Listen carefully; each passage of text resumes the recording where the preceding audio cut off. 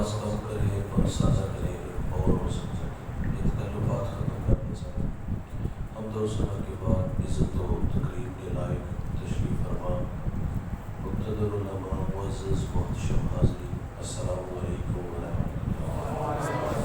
چند باتیں آپ کے گوش گزار کر کے گفتگو سمیٹ لوں گا۔ دعا ہے اللہ حق بیان کرنے کی توفیق عطا فرمائے، قابل عمل باتوں پر ہم سب کو عمل کر کے زندگی کی راہوں کو درست کرنے کی توفیق عطا فرمائے۔ اس سے قبل جس بیٹے نے ہمیں ابھی نعت سنائی اور ہم پورے پاکستان میں جاتے ہیں اور ایسے خوبصورت لہجے کہیں کہیں نصیب ہوتے ہیں، اور آپ کے لیے دعا ہو اللہ آپ کے سوز و انداز میں مزید برکتیں عطا فرمائے۔ یہ اسلاف کی روایت ہے جس کو آپ جاری رکھیے گا، کسی بہاؤ میں نہ پھیلائیے گا۔ آپ اچھا پڑھتے ہیں، اللہ تعالیٰ مزید برکتیں عطا فرمائے۔ آئیے چند باتیں سنتے ہیں اور اللہ سے عمل کی توفیق مانگتے ہیں۔ ارشاد باری تعالیٰ ہے، کئی لوگ ایسے ہیں جو وَقَضَىٰ رَبُّكَ أَلَّا تَعْبُدُوا إِلَّا إِيَّاهُ وَبِالْوَالِدَيْنِ إِحْسَانًا، تیرے رب نے فیصلہ فرما دیا اللہ کے علاوہ کسی کی عبادت نہ کرو، وَبِالْوَالِدَيْنِ إِحْسَانًا، اور والدین کے ساتھ حسن سلوک سے پیش آؤ۔ اپنی عبادت کے ماں بعد ہم سے تقاضا کیا گیا کہ تو والدین کے ساتھ حسن سلوک سے پیش آؤ۔ نبی رحمت صلی اللہ علیہ وسلم فرماتے ہیں، رضا اللہ فی رضا الوالدین وسخط اللہ فی سخط الوالدین۔ فرمایا اللہ کی رضا والدین کی رضا میں ہے اور اللہ کی ناراضگی والدین کی ناراضگی میں ہے۔ جس نے ماں باپ کو راضی رکھا اس نے اللہ کو راضی کیا، اور جس نے ماں باپ کو ناراض کیا اس نے اپنے اللہ کو ناراض کیا۔ ہم کہتے ہیں بھائی نشان لگاؤ اس بیٹے پہ جو فرما بردار ہے، اور اس پر بھی نشان لگانا نہ بھولیے گا جو نافرمان ہے۔ آپ کو دنیا میں رزلٹ ملے گا، فرما بردار بیٹا جیے گا شان سے، مرے گا ایمان سے، اور جو نالائق ہوگا نافرمان ہوگا خدمت سے جی چرانے والا ہوگا، وہ دنیا میں بھی ذلیل ہوگا، اور جب داور محشر جو قیامت کا منصف ہے اس کے سامنے جائے گا تو سر پر عزت کی دستار نہیں ہوگی بلکہ ذلت و رسوائی کا سامنا کرنا پڑے گا۔ جوانوں سیدھی سی بات ہے، عزت سے جینا ہے تو ان بوڑھوں کی عزت کرو، اور اگر یہ روٹ کے چلے گئے تو عرش کا رحمان ہم سے ناراض ہو جائے گا۔ آج سے تقریباً ایک اشرہ ڈیڑھ اشرہ پہلے کی کہانی ہے۔ میں ایک سفر میں تھا تو مجھے سرے راہ ایک بوڑھا ملا، خدا جھوٹ نہ بلائے تو اس بوڑھے کی عمر 80 برس تھی، دودھ کی طرح سفید داڑھی ہے، ہاتھ میں عصا اور سر پہ کپڑوں کی گٹھڑی ہے، چلچلاتی کڑکتی دھوپ تھی۔ اس بوڑھے کا سارا بدن پسینے سے شرابور تھا۔ گزرتے میرے قدم رکے، میں نے انہیں اپنے ساتھ بٹھا لیا۔ میں نے محسوس کیا کہ یہ بوڑھا زخمی ہے، اور یہ زخم کسی پرائے نے نہیں اپنے نے دیے۔ میری باتیں تھوڑی سی الجھ گئی۔ میں نے ان سے پوچھا کہاں کے ارادے ہیں، منزل سے آگاہ کرتے ہیں۔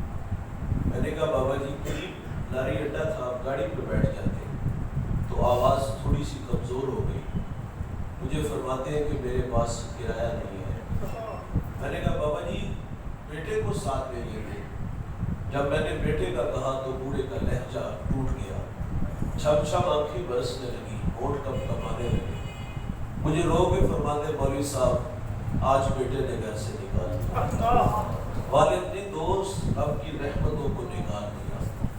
یہ ناراض کیے تو عرش کا رحمان ناراض ہو جائے گا، اور اگر یہ راضی ہے تو اللہ راضی ہے۔ آپ نے علماء سے ایک بار میں 1000 بار یہ واقعہ سن رکھا ہے۔ موسیٰ علیہ السلام ایک دن اللہ سے عرض کرتے یا اللہ جنت میں میرا ہمسایہ کون ہوگا؟ تو فرمایا فلاں کا سائی۔ آپ اس کا عمل ڈھونڈنے کے لیے اس کی دکان پہ آئے، اپنے بارے میں خبر نہیں تھی کہ میں اللہ کا نبی موسیٰ علیہ السلام اس کے مہمان بن کے اس کے گھر تک آئے۔ اچھا دوست جب یہ گھر آئے تو ایسا نہیں ہوا کہ یہ نظریں چرا کے پیچھے گزرے میں چلا گیا. عموماً جس طرح ہمارے رویے ماں باپ سے برگر بوتل چھپا کے لے جاتے ہیں. میں یہ نہیں کہتا کہ آپ بیوی کی خدمت نہ کرو، ضرور کرو. بھائی جان آپ کی خاطر ماں باپ بہن بھائی سہیلیاں چھوڑ کے آتی ہے، ان کی خدمت آپ کی کندھوں پہ ہے. لیکن میرا کہنا ہے بھائی جنہوں نے پالا پوسا جوان کیا، ہمیں یہاں تک لا کے کھڑا کیا، جو مقدم تھے یار، ناراض نہ ہوئیے گا، لہجہ تھوڑا سا تلخ ہے، انتہائی معذرت سے کہوں گا کہ ہمیں ان سے 100 روپیہ چھپا کے لے جاتے ہوئے کیا شرم نہیں آتی؟ اس کی حیثیت ہی کیا ہے؟ خیر موسیٰ علیہ السلام فرماتے ہیں جب ہم گھر میں داخل ہوئے تو میں نے دیکھا اس نے سب سے پہلا یہ کام کیا، لکڑیاں جمع کی، آگ جلائی، اس پہ ہنڈیاں رکھی، اپنے ہاتھوں سے کھانا بنایا. جب کھانا تیار ہوا تو چارپائی پہ ایک نحیف سی گڑیا تھی، اس کو اٹھاتا ہے اور نوالے توڑ توڑ کے اس کے منہ میں رکھتا ہے، عاشقوں کی طرح خدمت کرنے لگا. جب اس بوڑھی ماں نے کھانا کھا لیا تو وہ کچھ کہنے لگی، آواز کمزور تھی. موسیٰ علیہ السلام فرماتے یہ کون ہے؟ تو اس نے کہا کہ یہ میرے ماں جی ہے. تو بھائی یار یہ کچھ کہہ رہی ہیں. تو وہ زیر لب مسکرایا اور مسکرا کے کہتا کہ ماں کہتی ہے کہ اللہ جنت میں تمہیں موسیٰ علیہ السلام کا پڑوس عطا فرمائے. تعجب سے کہتا ہے بھائی جان آپ ہی بتاؤ نا، کہاں اللہ کے نبی موسیٰ علیہ السلام اور کہاں میں عام سا قصاب سارا دن گوشت کاٹتا ہوں، رات کو ماں کی خدمت کرتا ہوں تو ماں خوش ہو کے دعا دے دیتی ہے. لیکن یہ دعا اپنی جگہ پہ، لیکن تعجب کی کہانی ہے، کہاں میں اور کہاں اللہ کے نبی موسیٰ علیہ السلام. طبیعتوں میں نشہ پیدا ہو جاتا ہے. موسیٰ علیہ السلام فرماتے میں تیرے سامنے کھڑا ہوں. یہ نبی سے ملا دیتی ہے بھائی خدمت، ان کی خدمت ان کی زندگی میں کرو. مرنے کے بعد یقین پیٹنے سے کیا ہوگا؟ ہم نے دیکھا ہے نالائق بچوں کو ختم والے دن آدھی مسجد بھر دیتے ہیں اور باقاعدہ تاکید کرتے ہیں کہ مہنگے سے مہنگا پھل منڈی سے لانا ہے، میری ماں کے ختم ہے، میرے باپ کے ختم ہے. ناراض نہ ہوئیے گا بھائی، 1-2 ماہ پہلے تو ڈاکٹر نے ہمیں تاکید کی تھی کہ بوڑھے ہو گئے، نکاہت ہے، انہیں خدمت کی ضرورت ہے، اچھے پھل کھلاؤ، اچھے کھانے کھلاؤ. اس وقت تو کبھی خیال بھی نہیں آیا تھا، چھاپو چھپا کے لے جاتے تھے. آج مرنے کے بعد پوری منڈی کے پھل لا کے مسجد بھر دی. زندگی میں کھلاؤ نا بھائی، مرنے کے بعد کیوں لے کے آئے ہو؟ اور آپ دیکھتے قبرستان جاتے ہیں، جوتے اتار کے جاتے ہیں، الٹے قدم آتے ہیں. کاش کہ یہ عزت یہ تقریب ہم زندگی میں کرتے. زندگی میں تو گالی دے لیتے تھے، زندگی میں تو برادری میں بٹھا کر کے ذلیل بھی کر لیتے تھے. آج جوتے اتار کے جاتے الٹے قدم آتے. یہ ادب زندگی میں کرو، یہ تقریب زندگی میں دو بھائی.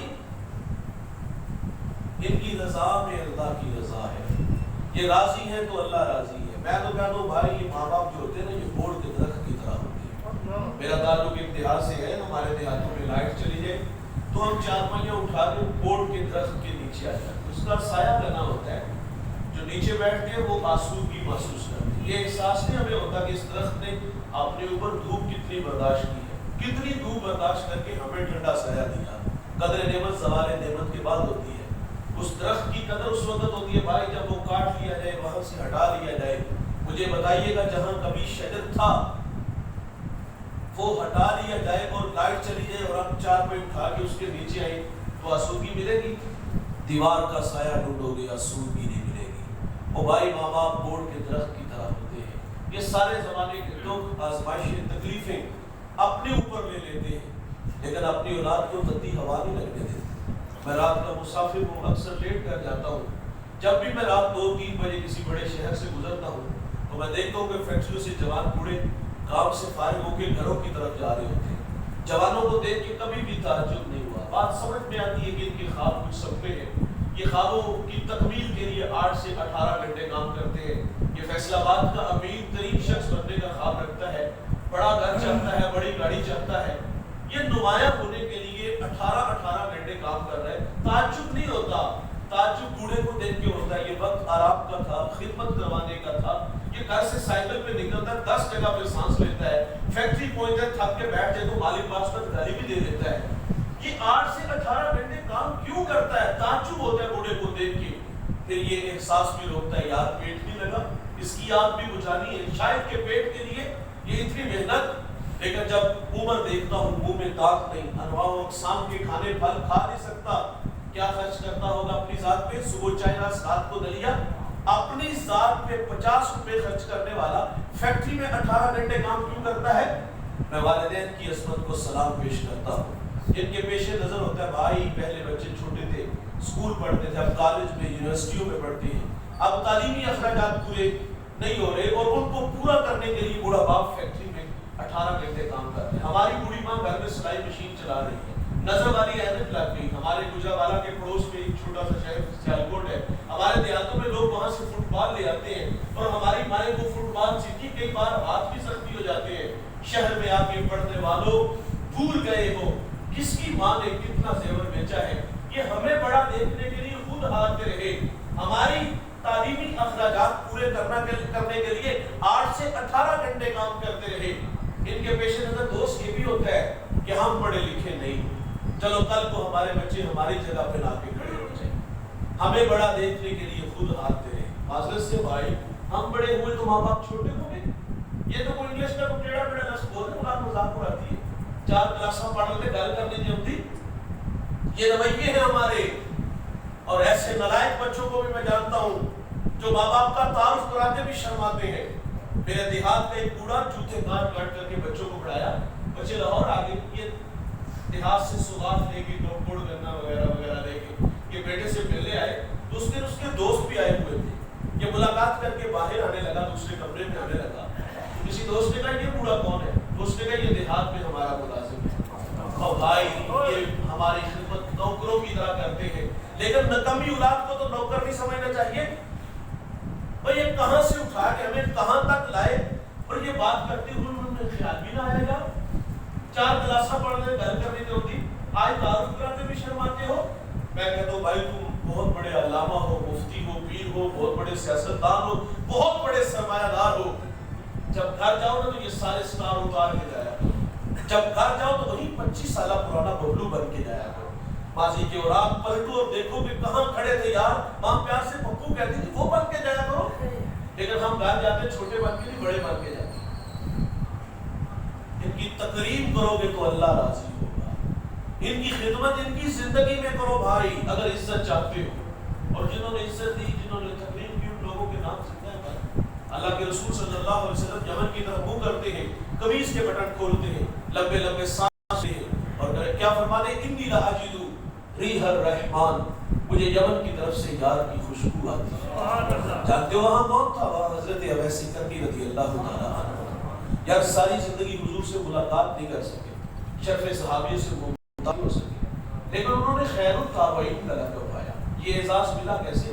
ان کی ماں تھی، آنکھوں سے نابینا تھی، پیچھے کوئی خدمت والا نہیں تھا. خدمت روک لیتی ہے.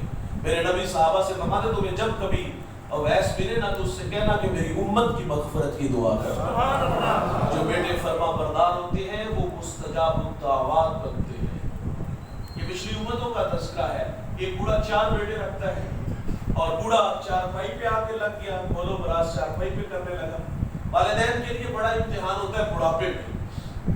اچھا اولاد والدین کے ساتھ اتنی دیر رابطے میں رہتی جب تک یہ ضروریات والدین سے اپنی پوری کرتے ہیں. تو یہ گاہے بگاہے رابطے میں رہتے ہیں. ظاہر ہے لالچ تو ہوتا ہے نا ماں باپ سے، لیکن جب خود کفیل ہوتے ہیں، پال پور سے نکالتے ہیں، کمانے کے قابل ہوتے ہیں، تو پھر ماں باپ سے جو تھوڑا بہت رابطہ ہوتا ہے وہ بھی ختم ہو جاتا ہے. اور پھر بڑھاپا اور بڑھاپے کے ساتھ بیماری، یہ تو بہت بڑا امتحان ہے. یہ بوڑھا بولو براز. مجھے ابھی سرے راہ میں اچانک کہاں سے آ رہے تھے؟ تادرے والا سے آ رہے تھے. مجھے ایک بچے نے کہا کہ میرا والد بیمار ہے، زندگی بہت سے لڑ رہا ہے. تو گھر میں وہ باہر ہوتا ہے نظارے غیر میں، وہ کہتے کسی بات پہ تھوڑی سی اس کی بیوی کے ساتھ تنزی ہوئی تو اس نے باقاعدہ فون کر کے کہا جو میں نے ابا جی کو دوا کے لیے پیسے دیے تھے وہ واپس کر. یار اتنے چھوٹے ہو گئے ہم، آج خدمت سے چیز چراتے ہیں. تم بھول کے کہاں سے اٹھا کے تیرے باپ نے کہاں تک تجھے لے کے آیا. اور ہو سکتا ہے گھر کی کوئی چیز بیچ کر کے تجھے باہر بھیجا ہو. اور آج ہم 4 آنے کمانے شروع ہوئے تو جناب ماں باپ کی عزت ہی کوئی نہیں، ان کی تقریر ہی کوئی نہیں. تو وہ بوڑھا جو زندگی موت سے لڑ رہا ہے، اس کے 4 بیٹے تھے. جو سب سے چھوٹا تھا اس نے اپنے بھائیوں کو جمع کیا، کہا والد زندگی موت سے لڑ رہے ہیں، مجھے خدمت کی ضرورت ہے. عجیب سا فیصلہ ہے، اگر والد کی میں خدمت کروں تو وراثت سے مجھے کچھ نہیں ملے گا، اور اگر آپ کرو گے تو آپ کو کچھ نہیں ملے گا. تینوں نے نظریں ملائی، دولت کی بھوکے تھے، دولت لے گئے. اور اس کی آرزو بھی تھی کہ میں اپنے والد کی خدمت کروں. اس نے تا دم آخر جب تک باپ زندہ رہا بڑی خدمت کی. اور جب والد دنیا سے گیا تو اس کے لبوں پر یہ کلمات تھے کہ بیٹا میں راضی ہوں. ہمارے دیہاتوں میں جب ہمارے بوڑھے راضی ہوتے ہیں اور یہ کبھی کبھی یہ ایسی باتیں ملتی ہیں, کبھی راضی ہو تو ایک جملہ بولتے ہیں. میں کہتا ہوں اپنے عمل سے اپنے رویے سے یہ جملہ زندگی میں کہلوا کے جائیے گا اور یقین جانو ساری زندگی اس کا نشہ نہیں اترتا. ہمارے بوڑھے جب راضی ہوتے تو جملہ بول دو گے جا پتر تینوں سدے ہی خیرا, جا پتر تینوں سدے ہی خیرا. تو وہ باپ اس حال میں دنیا سے گیا کہ بیٹے پہ راضی تھا. غربت کی لکیر پہ کھڑا ہے, دولت تو سارے بھوکے رہ گئے, اس کی دولت اس کا باپ تھا. یہ خدمت ایسی ہے بھائی دنیا میں بھی صلہ ملے گا اور آخرت میں بھی ملے گا.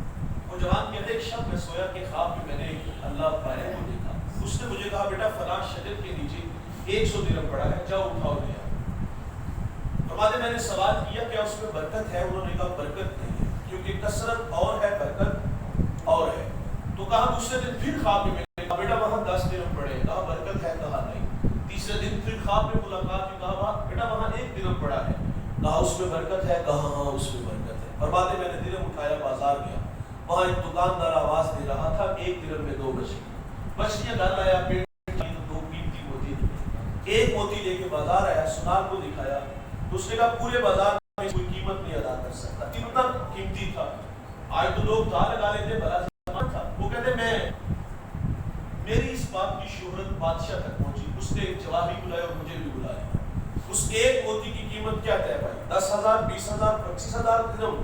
فرماتے نہیں, ایک موتی کی قیمت 30 خچر, ان پہ جتنا سونا لا دیا جائے. فرماتے میں سونا لے کے گھر آ گیا. بادشاہ نے دوبارہ طلب کیا کہ تیرے پاس کوئی اور قیمتی موتی ہے؟ کہا ہاں ہے. کہا بیچتے ہو؟ کہا ہاں بیچتا ہوں. کہا قیمت؟ کہا اب ریٹ میری مرضی کا ہوگا.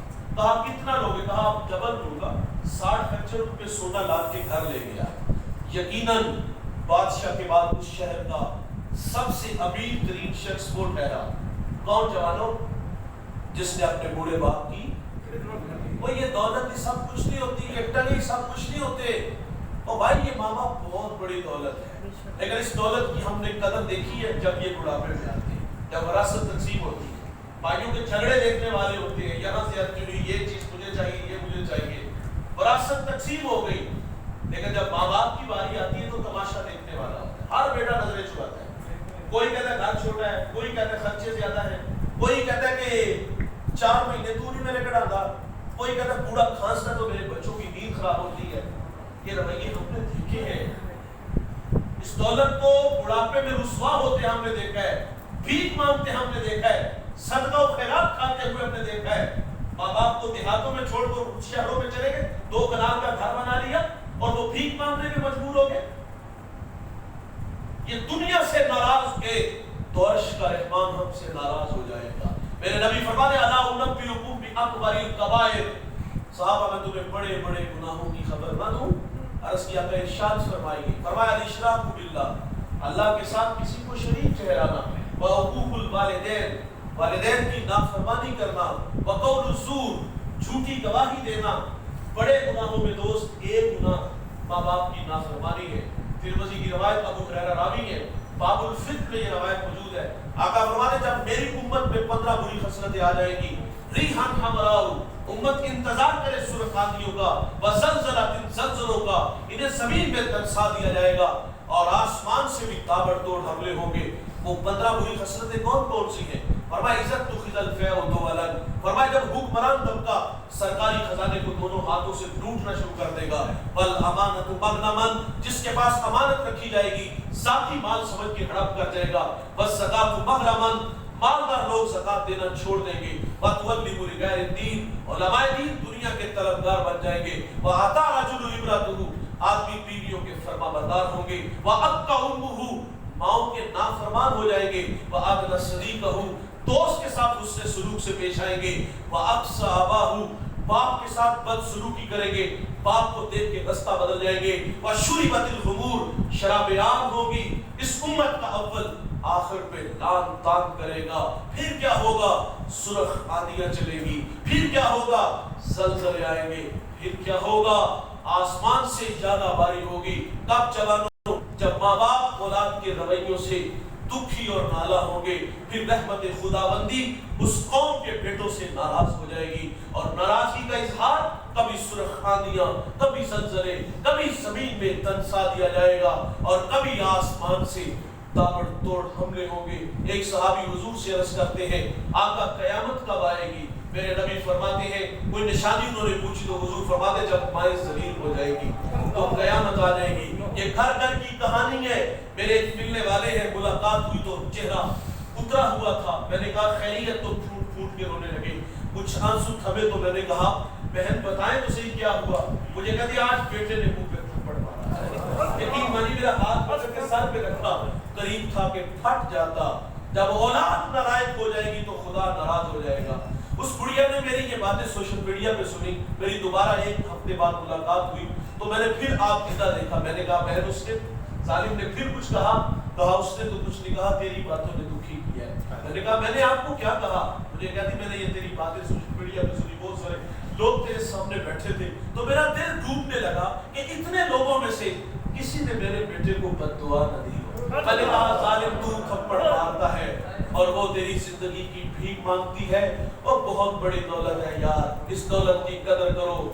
زندگی سے راستہ مانگو گے، یقین جانو یہ زندگی آپ کو راستہ نہیں دے گی، بھٹکتے پھرو گے۔ مجھے جنوبی پنجاب سے ایک صاحب کال کر کے کہتے مولانا آپ کو کہانی سنانی ہے، مشورہ لینا ہے، سنیے گا آپ بھی کہانی۔ وہ کہتا ہے ماں جوانی میں بیوہ ہو گئی، اکیلا ہوں، کوئی بہن بھائی نہیں، اور مجھے اس بات کا احساس ہے کہ ماں کے میرے اوپر بڑے احسان، بڑی محنت سے مجھے اس نے پالا ہے۔ اب شادی شدہ اور گھر میں نو ساس کا جھگڑا رہتا ہے، اس میں کہتا ہے کہ جو میں دیکھتا ہوں ماں کا قصور ہے، گھر والی کا نہیں۔ اب آپ ہی مجھے بتائیں کہ میں کیا کروں؟ میں تو ایسے ہی دوراہے پہ کھڑا ہوں کہ مجھے کوئی راستہ نہیں مل رہا۔ میں نے کہا بھائی کرنا کیا ہے؟ گھر والی کو سمجھاؤ، جس طرح پیچھے ماں چھوڑ کے آئی ہو، یہ بھی ماں ہے، پوری ہو گئی ہے یار، تھوڑا سا مزاج چڑچڑا ہو گیا ہے، اسے درگزر کا درس دو، کوئی اور تیرا بھائی بہن نہیں کہ میں مشورہ دے دوں کہ کسی بیٹی کے پاس یا بھائی کے پاس چلی جائے۔ اس نے کہا پھر میں کیا کروں؟ میں نے کہا درگزر کرو۔ وہ ساتھ ہی کہتا ہے میرے ذہن میں ایک ترکیب آئی ہے، ترکیب سنیے گا۔ میں نے کہا کیا ترکیب آئی ہے؟ وہ کہتا ہے میں اپنی ماں کا نکاح نہ کر دوں۔ میں نے کہا تیری ماں کی عمر کتنی ہو گئی؟ نکاح میں حرج کوئی نہیں۔ میں نے کہا تیری ماں کی عمر کتنی ہو؟ کہتا ہے 60۔ میں نے کہا جوانی تو تیرے نام لگا دی، جب اسے سہارے کی ضرورت تھی تجھے سہارا سمجھتی رہی، اور آج اس کو تیری ضرورت ہے تو اس کو گھر سے نکال رہے۔ قدر کرو بھائی زندگی میں، یہ ناراض کیے تو اللہ ہم سے ناراض ہو جائے گا۔ جانو ماں باپ بہت بڑی دولت ہے، یہ دولت ان سے پوچھو جن کے پاس نہیں ہے۔ جن کے پاس نہیں وہ قبروں سے لپٹ کے روتے ہیں۔ آج قدموں میں لپٹ جاؤ، آج معذرت کر لو بھائی، آج قدم چھو لو، آج راستہ کیوں بدلتے ہو؟ آج برادری کو کے سامنے بٹھا کر کے کیوں رسوا کرتے ہو؟ آج مرنا جینا کیوں ختم کیا ہے بھائی؟ اگر غلطی ہوگی ہے تو ان کی قدموں میں آ جاؤ، خدا ناراض ہو جائے گا بھائی۔ مجھے ڈوبا ٹیک سنگھ میں ایک بچہ ملا، 18-20 سال عمر، سر پہ امامہ، سفید جامہ، داڑھی کا نور۔ مجھے اچھا لگا، کسی نے بتایا یہ تبلیغ کرتا ہے بچہ، صدائے مدینہ لگاتا ہے اور لوگوں کو جو تبلیغ کے لیے ملی۔ مجھے اچھا لگا، کہا اتنا جوان تو جو جوانوں میں نظر آتے ہیں، پھٹوں کی سینت جوانی بنی، چھٹی کے وقت اسکول کے سامنے جوانیاں برباد ہو رہی ہیں۔ کتنا فیروز وقت ہے کہ جوانی اللہ رسول کے نام لگا دی، لوگوں کو نماز کے لیے بلاتا ہے، جو ہے وہ تبلیغ کرتا ہے۔ مجھے اچھا لگا، میں نے بہت ساری دعائیں دی، اور ساتھ میرے ایک صاحب بیٹھے تو انہوں نے سرگوشی کی۔ وہ کہتے ہیں کہ باپ کا گستاخ بھی بڑا ہے، دستار کے ہر پیش کی تصدیق ہے لازم، ہر صاحب دستار معزز نہیں ہوتا، بڑی بڑی پگڑیاں باندھ دینے سے بڑا نہیں انسان ہوتا، انسان رویوں سے بڑا ہوتا ہے۔ میں نے کہا بیٹا یہ تو بڑی زیادتی ہے۔ تو وہ چرب زبان تھا، مجھے کہتا مولانا مجھے میرے والد کو بلائے بٹھائے، میری بھی ان کی بھی سنی، اگر میں غلط ہوں تو جوتے کھاؤں گا۔ میں نے کہا اگر تیرے باپ کی غلطی ہو تو پھر کیا کرے؟ خدا کا خوف کرو۔ میں نے اس کے دل کے آئینے پہ ایک جھٹکا دیا، خیر میری بات سمجھ میں آئی، لیکن پھر کہنے لگا تھوڑے سے ضدی ہیں، نہیں مانیں گے۔ میں نے کہا جاؤ یار، یقین جانیے 10 منٹ بعد واپس آیا، آنکھوں میں آنسو تھی۔ میں نے کہا کیا ہوا؟ وہ کہتے صرف ہاتھ مار کے کھڑا ہوا، میرے باپ نے مجھے سینے سے لگایا۔ آج سینے سے لگ جاؤ بھائی، کل قبروں سے لپٹ کے رو۔ آج ناراض ہے تمہیں راضی کر لو یار، آج انہیں دیکھ کے راستہ نہ بدلو، ان کے قدموں میں آ جاؤ یار، ان سے معذرت کر لو۔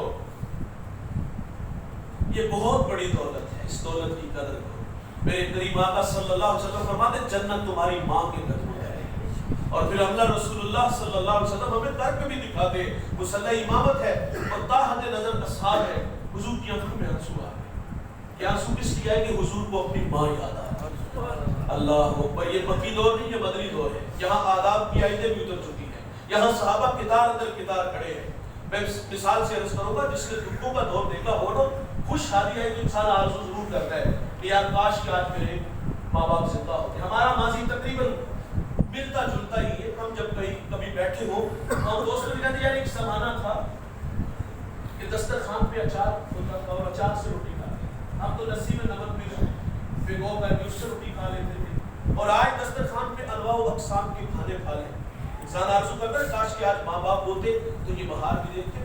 کبھی پاس سائیکل نہیں تھا، آج جہازوں کا سفر ہے، کاش ماں باپ ہوتے، کبھی کوئی گلی محلے میں نہیں جانتا تھا، رشتہ دار ہی نہیں پہچانتے تھے۔ بھائی آج پوری دنیا میں شہرت ہے تو انسان ڈھونڈتا ہے کاش وہ ہوتے تو یہ عزت کی دستار بھی دیکھتے۔ میرے ایک دوست نے کہا نہیں، میں نے مبارکباد دی تو آنکھوں میں آنسو تھے۔ میں نے کہا یہ خوشی کے ہیں یا ماضی کی تلخیاں؟ مجھے کہتے ایک زمانہ تھا ماں بیمار ہوئی، میرے پاس اتنے پیسے نہیں تھے کہ میں ماں کو گاڑی پہ بٹھا کے ہاسپٹل لے جاتا۔ وہ کہتا ماں کو گدا گاڑی پہ بٹھایا اور ماں راستے میں ہی زندگی کی بازی ہار گئی۔ وہ کہتا آج سب کچھ ہے،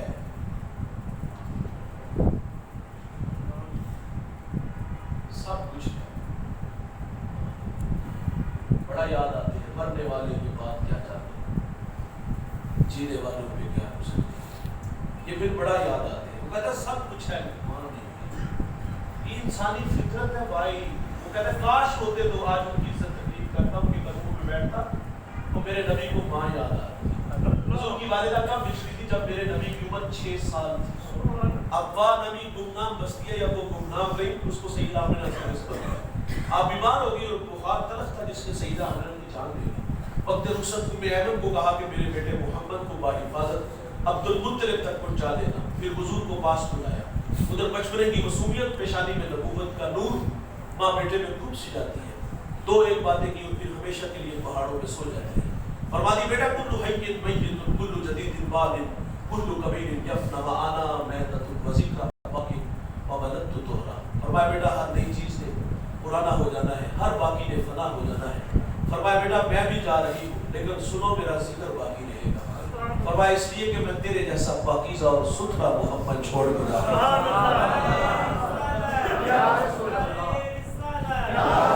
سانسوں کی مالا ٹوٹ گئی، موتی فضا میں بکھرے، حضور ماں سے لپٹ کے روئے، پھر ننھے ننھے ہاتھوں سے کالے پتھروں کی قبر بنائی، اس میں آنسوؤں کا چھڑکاؤ کیا۔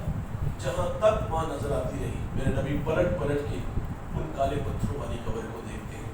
میں نے سیدہ آمنہ کے مزار کی 2 دفعہ زیارت کی ہے۔ مجھے جب پہلی دفعہ حاضری کا شرف ملا، ہمارے ساتھ کچھ علماء تھے، ہم سلام کر کے واپس آنے لگے تو میں نے دوستوں سے کہا یار آج ہم بھی ماضی سے رخصت چاہیں گے تو پلٹ پلٹ کے دیکھیں گے، جس طرح حضور ماں سے رخصت ہوئے تو پلٹ پلٹ کے دیکھیں گے۔ یقین مانی جب ہم نے پلٹ کے دیکھا تو حضور کا وہ 6 سال کا زمانہ یاد آیا کہ حضور اس جب ماں سے بچھڑے تو کیفیت کیا تھی۔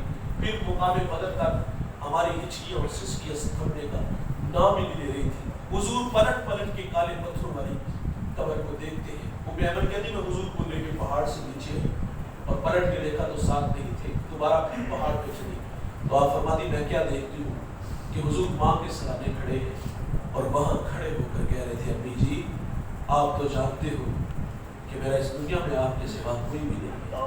ام ایمن کی جان نکل گئی، حضور کو سینے سے لگا لیا۔ آقا فرمایا کرتے تھے ام ایمن میری ماں کے بعد میری ماں لگتی ہے۔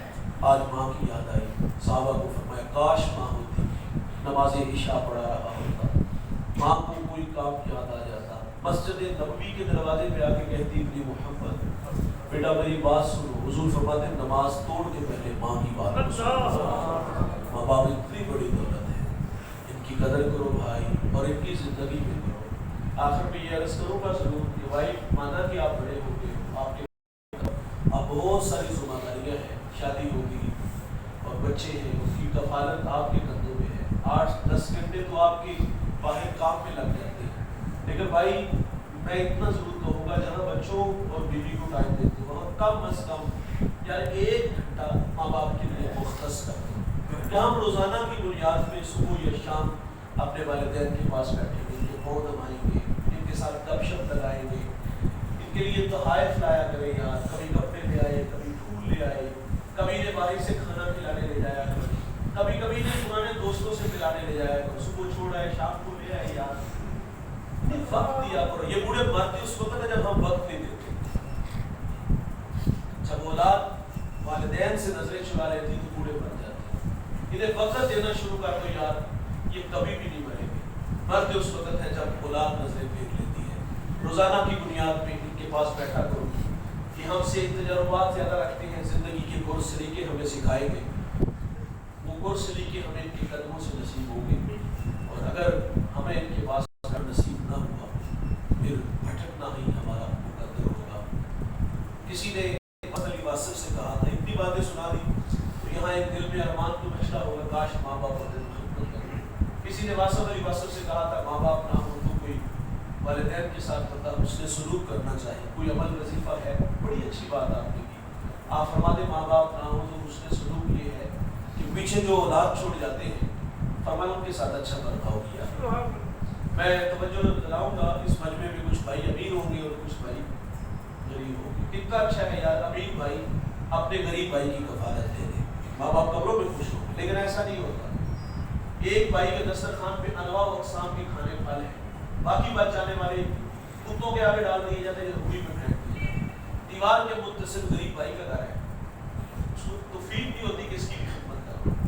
میں اس شخص کو جانتا ہوں جو 5 فیکٹریوں کا مالک ہے، اسی فیکٹری میں اس کا بھائی ملازم ہے. اتنا اچھا تھا یار، بھائی کو سٹینڈ کر دیتا، چھوٹا سا کاروبار دے دیتا.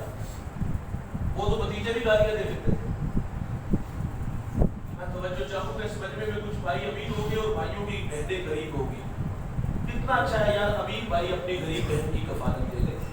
لیکن ایسا بھی نہیں ہوتا. اور یار غریب بہن تو بھائی سے رشتہ لینے آ جائے نا تو بھائی کے تیور دیکھنے والے ہوتے. تیری ضرورت کیوں ہوئی؟ تو اپنی اوقات سے لے، تو میری بیٹی کو 2 وقت کا کھانا نہیں دے سکتی، راضت آپ کو یار.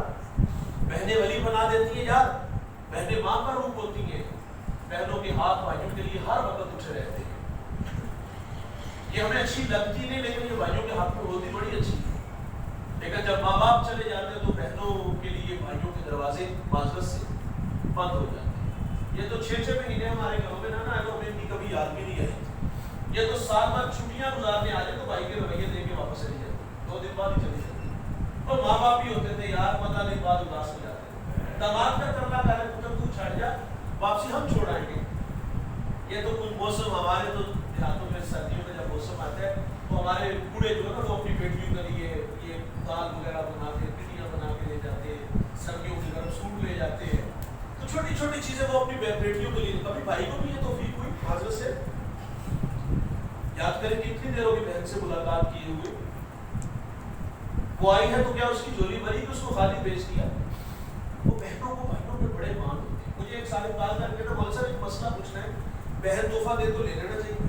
لے لینا چاہیے. تحفہ دینے سے حضور فرماتے محبت بڑھتی ہے. بہن محبت بڑھانے کے لیے تحفہ دے رہی ہے. وہ کپڑوں کا جوڑا نہیں، وہ کتاب تحفہ نہیں، بلکہ اس کے حصے کی زمین ہوتی ہے. اور بہن بھائی پہ وار دیتی ہے. اور ایک اور پہلو ہوتا ہے، اسے پتا ہے کہ میں نے بھائی سے اپنا حصہ مانگا تو بھائی بچوں کو نفرت کا درس دے کے جائے گا کہ پھوپھی نمو نہیں لانا، ماں کہتے تم میرے جنازے دن ہی نہ ہوتے. بہن سے لاکھوں کروڑوں کا تحفہ لے لیا تو یار بہن کی کبھی یاد بھی نہیں آئی اور کبھی اس کی خدمت کرنے کو بھی نہیں جی چاہا. بھائی جان اپنی حیثیت کے مطابق میرے رسول کی سنت ہے بہن ہے تو بہن کا دامن بھر کے بھیجا کرو، انہیں خالی نہ بھیجا کرو. یقین جانو یہ آپ کا 500,000 جو ہے آپ جانتے ہیں اس کی کس میں طاقت کتنی ہے. بہنیں آئیں یا بہنوں کے پاس جاؤ، دونوں صورتوں میں ان کی خدمت کیا کرو. یہ جو 500,000 ہم اپنی بہن کی خدمت کر کے بھیجتے ہیں نا، یقین جانو چاہے وہ کروڑ پتی گھر میں اس کی شادی ہو، ایک دن میں 15,000 وہ خرچ کرتی ہو، اچھے سے اچھا لباس پہنتی ہو، وہ سب کو بہانے مانے دو یہ میرے بیوی کے کپڑے لائے اے 500 روپیہ میرے بہانے دیتا ہے. وہ بھی کہتا کرما رہی ہے کہ اتنا خرچہ میں کر رہا ہوں، کہتے اللہ مجھے جزا دے. لیکن میرے بیوی نے دیتے آپ کے پیسوں میں طاقت بڑی ہے. جو بہنوں کے سر پر شفقت کا ہاتھ رکھتے ہیں ان کے رزق میں بے برکتی نہیں ہوتی. بھائی اپنی بہنوں کو عزت دو. اگر چاہتے ہو ماں باپ قبروں میں اسکتا ہو تو اپنے دکھی بہن بھائیوں کی خدمت کیا کرو. آخری بات گفتگو سمیٹ لیتا ہوں. میں نے ایک بہت بڑا سالہ نے اس کا لیکچر سنا، بات بڑی دل کو لگی. وہ کہتے میرے پاس ایک شخص آیا، اس کو بلڈ کینسر تھا، زندگی موت سے لڑ رہا تھا اور پکاری بن کے میرے پاس کھڑا کہتا حضرت کوئی دعا کرو، کوئی راستہ بتاؤ کہ اللہ مجھے جو ہے وہ کچھ مہلت دے دے. پوچھا کہاں سے آئے؟ کہا لاہور سے. آبائی شہر پوچھا تو اس نے آبائی شہر یہ آپ کا فیصل آباد بتایا. کہا میرا آبائی شہر فیصل آباد ہے. تو کہا وہاں کوئی تیرے عزیز رشتے دار ہے؟ کہا ہاں ہے. کہا ان کی پوزیشن کیا ہے؟ کہا وہ سب غریب ہیں. اگلی بات سنیے. اس نے کہا کتنی دیر ہو گئی ان سے ملاقات کیے ہوئے؟ وہ کہتا 20 سال ہو گئے. غریب رشتے دار بھی نہیں نہ ہوتا. غریب تو گھوم کر ہم بات سنتے کہ قرض نہ مانگ لے، قرض دے دیا تو واپس کس طرح کرے گا؟ کہا 20 سال ہو گئے سے ملاقات ہی نہیں کی. تو کہا کرنا کیا ہے؟ کہا جاؤ 20 دن ان لوگوں میں گزار کے آؤ، ان کی خدمت کر کے بھوکوں کو کھانا دینا، رکھنا کو نواز دینا، پیاسے کو پانی دینا. کہا کسی کا ٹیوبل ٹھیک ہوا تھا، کسی کا حل نہیں ہے وہ دے دینا. کہا جو ہو سکتا ہے 20 دن ان کی خدمت کر کے آؤ. اسلام کا دوسرا نام اگر پوچھو گے تو وہ خدمت خلق ہے. پیدا کیا انسان کو درد دل کے واسطے، ورنہ طاعت کے لیے کچھ کم نہ تھے پرو بیان. فرشتے کو تھوڑے تو نہیں تھے. وہ 20 دن آیا، خدمت کی، واپس چلا گیا. اس نے کہا اب دوبارہ ٹیسٹ کرواؤ. جب دوبارہ ٹیسٹ کروائے تو اس کو بلڈ کینسر نہیں تھا. بھائی جان جہاں دوا کام نہیں نہ آتی وہاں دعائیں کام آتی ہیں. اور دعائیں کروایا نہ کرو یار، دعائیں لیا کرو. کام ایسے کرو کہ کلیجے سے آواز آئے کہ یا اللہ انہوں شفا عطا فرما دے، یا اللہ انہوں لمبی عمر عطا فرما دے. میرے نبی فرماتے کہ عمر میں رزق میں برکت چاہتے ہو تو صلہ رحمی کیا کرو. اور تمہاری صلہ رحمی کے سب سے زیادہ مستحق تمہارے اپنے ہی دکھی غریب بہن بھائی ہے. اگر چاہتے ہو ماں باپ قبروں میں آسودہ ہو تو اپنے بہن بھائیوں کے ساتھ اچھا سلوک کیا کرو. اللہ مجھے آپ کو زندگی میں ماں باپ کی قدر کرنے کی توفیق عطا فرمائے. شکر گزار ہوں حضرت علامہ باسط مصطفی صاحب کا، حاجی صاحب کا. جناب کی دعوت پہ حاضر ہوا. ماشاءاللہ آپ کی دعوت پہ بہت سارے لوگ جمع ہوئے. اللہ ہم سب کو عمل کے جذبوں سے